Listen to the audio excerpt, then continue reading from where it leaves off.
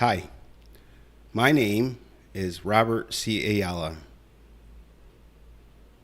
a real Democrat running for the Democratic nomination to stop the campaigns of Joe Biden, Donald Trump, or any candidate telling us how to live, what to ingest, or how to look.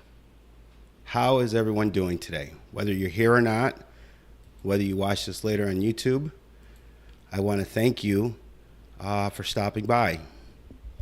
The first thing I want to do is I want to talk about this term, what is a real Democrat?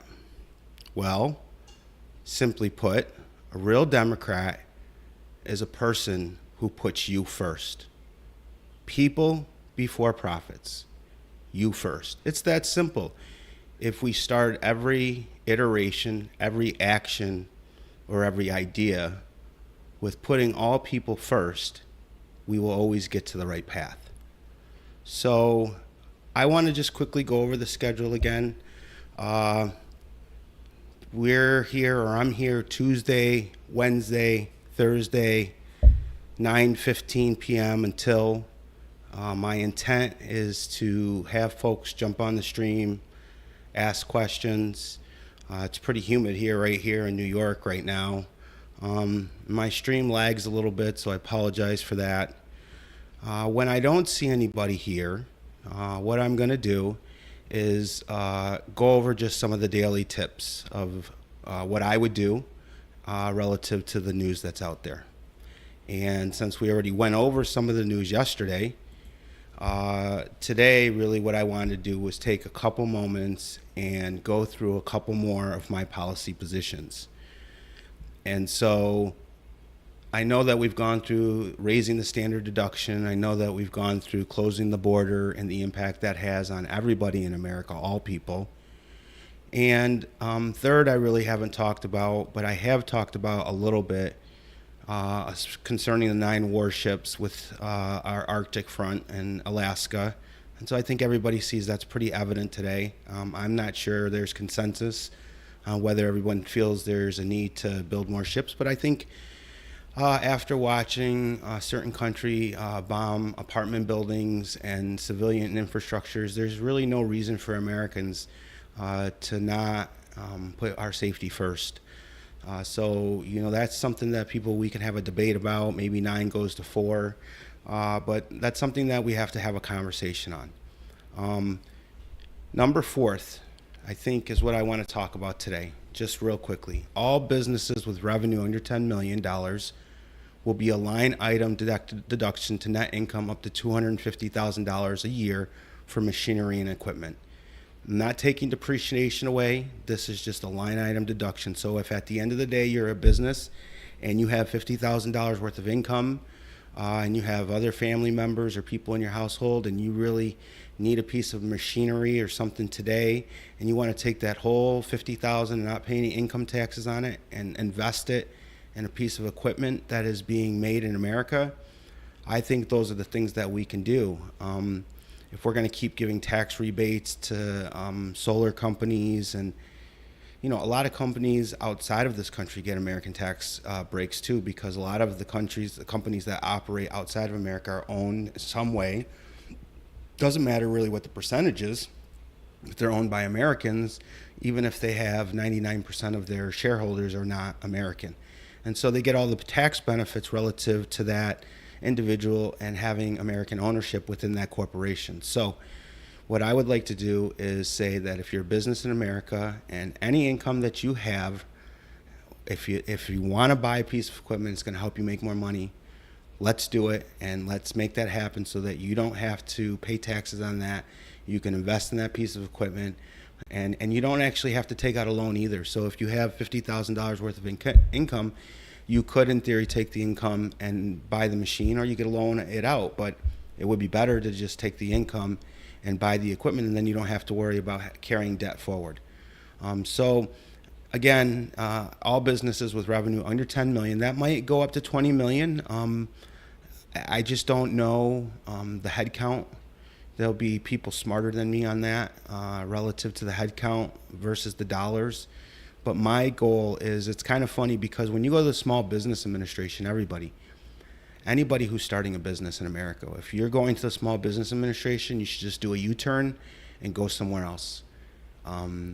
We have a great company here in where I live called Wegmans. They're a great grocery store, very successful, but they're a private company. And even though they have tons and tons and tons of money, our government calls them a small business. And so I always say, well, if the government's going to call Wegmans a small business, then I'm a flea, right? We're fleas. So if you really need funding as a small business, then going to the SBA is not where you should seek out. And that's just one of those things that, it just seems like there's so much money, and now that everyone talks about small business, and the Small Business Administration is going to do this, and we got a secretary, but the actual people who start those small businesses really don't ever meet the bar to get access to the funding or to the program parameters relative to their business. So this will be a good one. If you put together a little landscape or plumbing or whatever you do, electrician, PC, whatever your business is, you put together and you have 25 grand, 30 grand of income, and you think a piece of equipment will help you get to the next step, I want to encourage you to take that income, all of it, and invest in America. Buy a piece of an American equipment, and you will not pay taxes on that, and you could still depreciate other things, because maybe you don't want to take, maybe you need some income. So if you need half of that 25,000, 12 grand to be income, you have your 12,000 of income, and you want to put 12 to that, but you really don't want a line item for that year, then use regular depreciation rules. But this is something that I hope will help businesses get on board with my campaign and help jumpstart the economy, because I know everyone keeps talking about AI and AI and AI, but at the end of the day, machine learning needs the input. And so if highly intelligent people and people who know how to run things maintain staying out of that window, and they don't put it's just, I think the distraction sometimes is that AI is going to replace everything.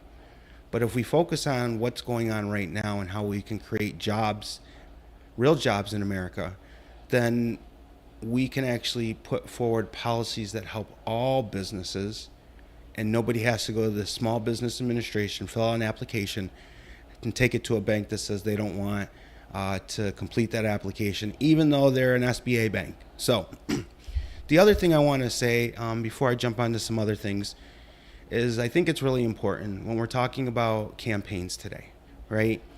And we're talking about the President of the United States. And I just want to make sure that my video and everything is running here. But I think this is the most important for me. Prior presidents claim to care about you. But I told everybody I'm going to be 49 years old at the end of this month. Excuse me. But I'm not so sure. Clinton went in there and locked up a whole bunch of people, called a whole bunch of people like me super predators, enacted policies that were just detrimental to black and brown families in America, and everybody cheered him when he lied to a grand jury and didn't get any charges. Bush, he took the surplus that Clinton actually created, which was good. Clinton did create that surplus. He also did it, I believe, with Newt Gingrich. Sorry if I said your name there wrong, Newt. But Bush took all of the positive that we had in that period of time, and instead of just killing Osama bin Laden and staying in Afghanistan, he took us into a war in Iraq that, although it toppled Saddam Hussein, and that's a good thing, it kept America's footprint there for 20 years, right? And so he gave us a long war. Bush gave us a long war, and that was one of the reasons why Obama won his election, right? But Obama, what did he campaign on? He campaigned on health care, but he took more taxes, and no one got better health care at all. No one, not one bit. We got penalties for not buying health insurance. We got confusion in the marketplace. We had insurance companies dump catastrophic plans. The country as a whole the people who didn't have health insurance, there may be more people who have health insurance with Obamacare today, but there are more people who go without health care net effect, because the real world consequences of Obamacare are very expensive health insurance plans that cost between $6,000 and $10,000 a year that the average person, including myself, cannot afford. Right? Trump, he gave you back 50 cents a week in your paycheck. I think everybody might have forgotten that, but that's what he did. He gave back 50 cents a week in your paycheck, but it's coming at a cost, folks. It's out of your Social Security. So the Social Security portion that you pay out of your check right now, that 50 cents comes back to you. In the world that we live in right now with inflation, truthfully, that 50 cents would be better in the Social Security fund, because at least the government is trying to invest it in a way so that it doesn't completely go bankrupt and stave off, having to pay all these people, not having to pay all these people that they're currently paying. So Trump gave us back 50 cents a week, but he took it out of your Social Security. So anybody under the age of 50 years old, your Social Security when you retire will be less, because you got back 50 cents a week pretty much for the last 4 years, 2 years, I believe, at the end of Trump's term, and Biden hasn't done anything to change it. So we should actually take the 50 cents back out from your pocket. I'm sorry, but it's Social Security. It shouldn't have been given to you, and with the standard deduction going up, you'll have more money. So I'll take the 50 cents back and put it into your Social Security for another day. And then finally with Biden, everything in life costs more. It's almost like it's part two Obama, but I can't say that, because when Obama was handed the economy, it was just tanking. The whole country, housing, speculators, the investment markets, everyone bet wrong, and everyone was suffering, right? So I don't know, but with Biden, there seems to be some issue to make my life just miserable. I mean, gas has not been under $4 since this guy took office. My utility bills to heat my house and to cool my home are at least 20% higher. Nothing is cheap. The whole egg debacle, where we had 9 months of eggs for $5, right? All the food, 3 times the cost. They take food out of the boxes now, so you're paying more money for less stuff, and it's not going to change, because they want to force electric cars on you. And the reality is the grid and the people as a whole and my pocketbook can't afford electric cars. I have a minivan. Yep, I have a Toyota minivan, a Sienna, right? And I put about $35 a month in it, and it gets me X amount of mileage. And to get that same mileage, I may spend $30 or $40 for electricity, but where I live, dollar for dollar, the cost of electricity is doubled for its delivery. So if I have $1 of electricity cost, I pay another dollar for it to be delivered. And it's the same for gasoline or natural gas. So there's no efficiency about it. And if you are an electrical engineer, or I think most engineers may or may not know this, electricity at its source to its end user, me and you, is 70% of it is lost. So that means for every 100 bits of energy that the utility sends to your home, 30 arrives out of 100. So we're not going to see any kind of real downward cost. In fact, everything is going to cost more. Your home insurance is going to go up, because the fire department cannot put out batteries that are lithium made. And if you want 2 of those cars in your garage, it's just going to go up in smoke. So, you first. This is what I promise.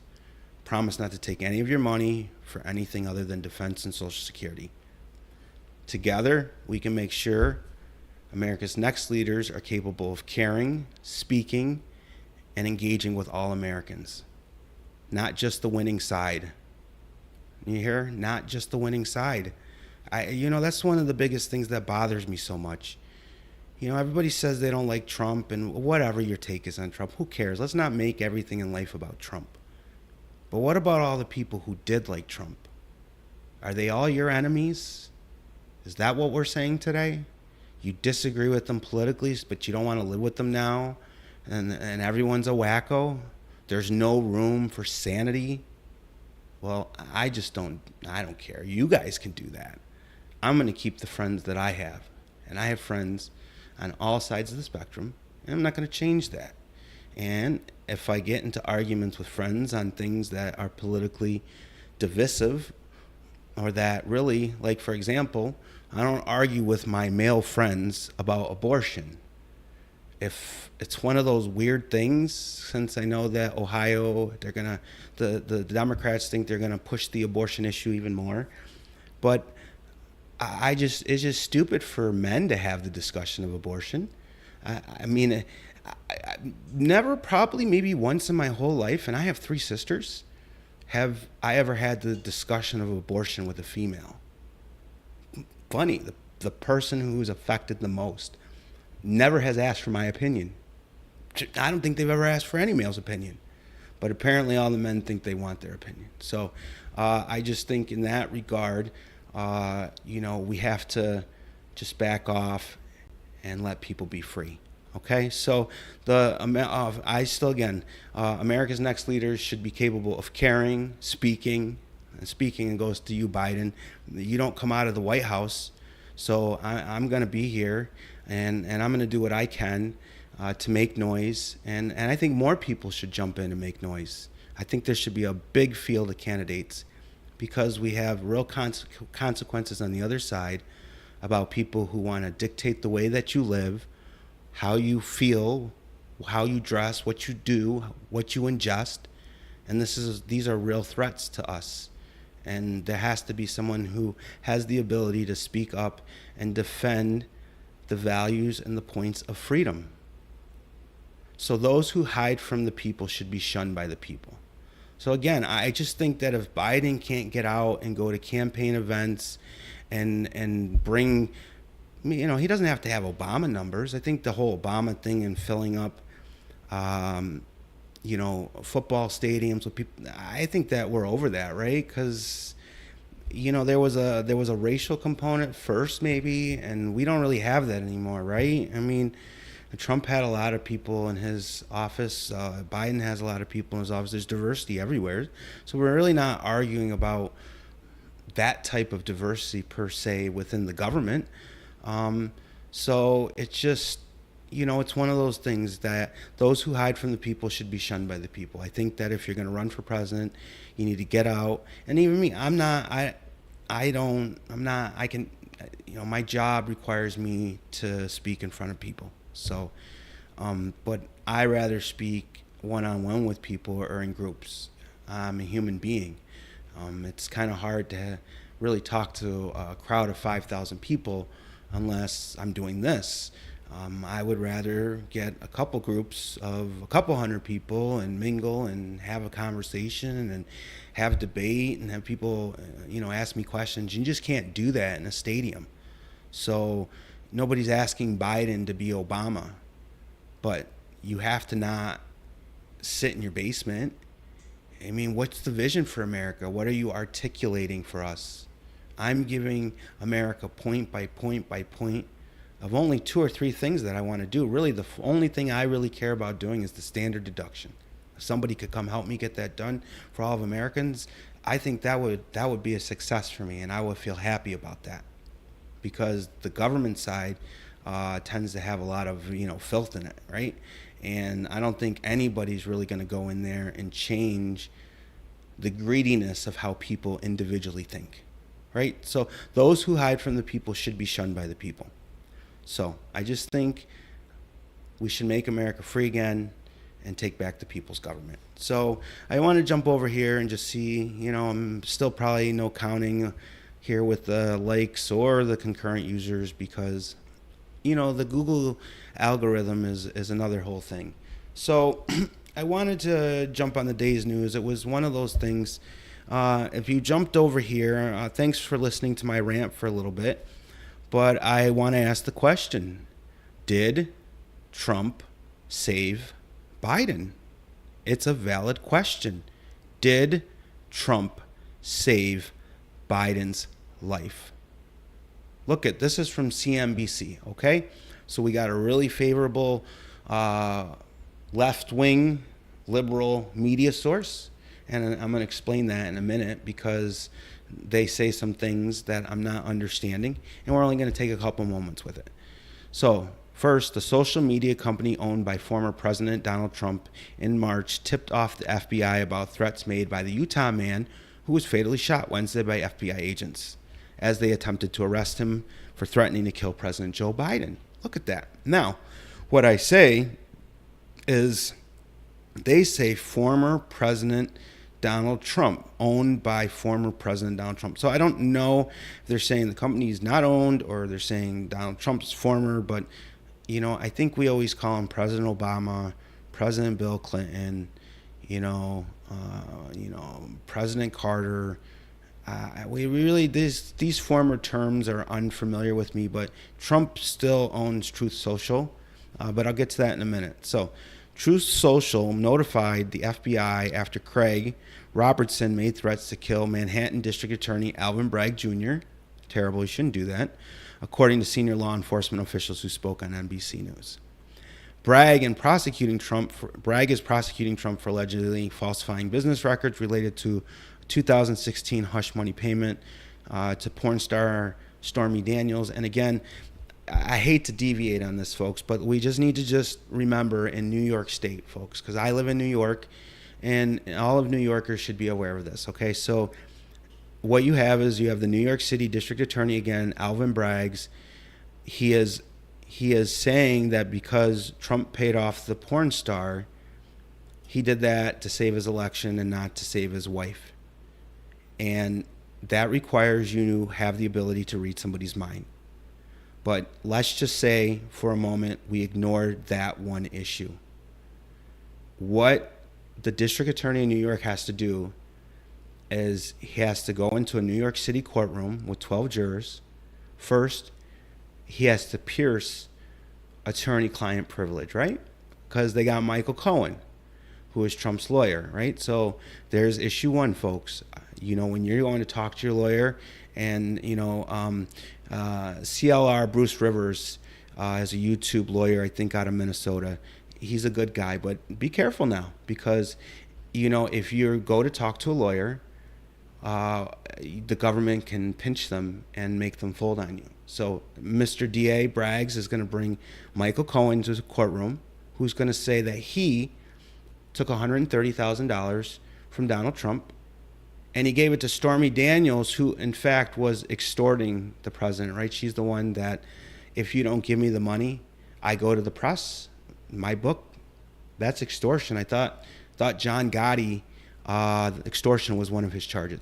Maybe I'm wrong on these things, okay? So they're going to use Stormy Daniels to say that she was extorting the president of the United States, or the one of the nominees or one of the candidates for president, right? And then her lawyer, Michael Avante, who's doing a 20-year sentence in California, they're gonna use him too, who is the other lawyer snitching and backstabbing Donald Trump, Michael Cohen, their own lawyer. Do you hear this? Like, this is in a courtroom. So when people in America hear that black people and brown people say the system is rigged, this is how the system is rigged, 100%. Because us normal people don't have the money to pay for lawyers. So they just come in and they threaten you with 50 years of your life going bye-bye, just like that. And that's why the prisons in this country are filled up. Yes, there are criminals who need to be in jail. Yes, there are criminals who have done terrifying things. But there's a lot of people in the United States sitting in prison for non-violent crimes. Non-violent crimes sitting in there for 3, 5, and 10 years. Right? And our district attorney in New York City, one of the largest cities in the United States of America, the city of bastions, of freedom, the Statue of Liberty, is going to walk in a known stripper and a known lawyer who embezzled millions of dollars from his own inept client who's serving 20 years, and a known lawyer who ratted on his own client, turncoat on his own client, violated the ethics of the canon. 3 crooks to what? Insinuate what Trump's mind was? Who cares? Half of us think that Trump probably paid the 130 to silence her. The other half don't. But here's the thing. It didn't get silenced. And she still got the 130,000. Not to be a jerk, but if it were me, I'd be asking for a refund. Okay, enough of that. But again, it's just one of the things. So Bragg is prosecuting Trump for allegedly falsifying business records related to that payment. And so my question is, did Trump save Biden's life? You know, for all the hate that Trump had for Obama, and believe me, I hated the birth certificate. The birth certificate was the most insightful bit of nonsense that you could ever come up with, and Americans just bought it and ate it. Is he born here? Is he not born here? Is he born in Hawaii? Is he an American? But hey, when Trump got in office, he didn't do anything to Obama. He didn't take a security clearance. He didn't go find reasons to arrest him. He just let him be.